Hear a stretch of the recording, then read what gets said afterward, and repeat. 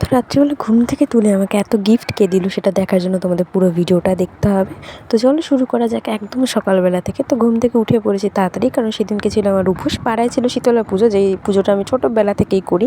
তো শুধু জল যেহেতু খেতে পারবো না, তো একটু মিছরি ভিজানো জল খেয়ে নিলাম। তার মধ্যে চলে আসলো আমাদের একটা ইনভিটেশন। তারপরে চলে গেলাম মন্দিরে। মন্দিরে গিয়ে দেখছি এখনো ঠাকুর আসেনি। বাড়িতে এসে আমি স্কিন কেয়ার করে আবার চলে যাই মন্দিরে। তো এখানে আমি ঠাকুরকে দেখছিলাম যে কখন পুজোটা শেষ হবে, মানে ঠাকুরমশাইকে দেখছিলাম।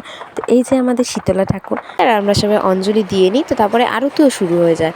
আর আরতির পর আমি প্রসাদ নিয়ে বাড়ি চলে আসি। এসেই আমি পুজো দিতে চলে যাই, কারণ সেদিনকে ছিল শনিবার। তো বাড়ির পুজো দিয়ে এসে আমি খেতে বসে পড়ি, কারণ হচ্ছে সেদিনকে শীতলা পুজো ছিল, তাই পান্তা ভাত খেতে হতো। তারপরে পড়াতে যাই। তো এই পুচকেটা কি কিউট না। তো বাড়ি এসে আমি পটল আলুর তরকারি দিয়ে ভাত খেয়ে নিই। আর অনেক দিন পরে এরকম দুটো ঝুঁটি বেঁধেছিলাম, তো দুটো কাটার দেখে ইগনোর করো প্লিজ।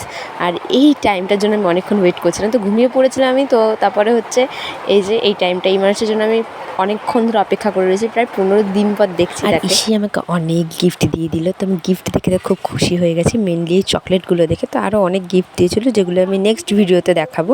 আর আমি আর হচ্ছে ধৈর্য ধরতে পারিনি, তো আমি তখনই চকলেটটা খেয়ে নিয়েছি। আর টাটা, দেখা হবে নেক্সট ভিডিওতে।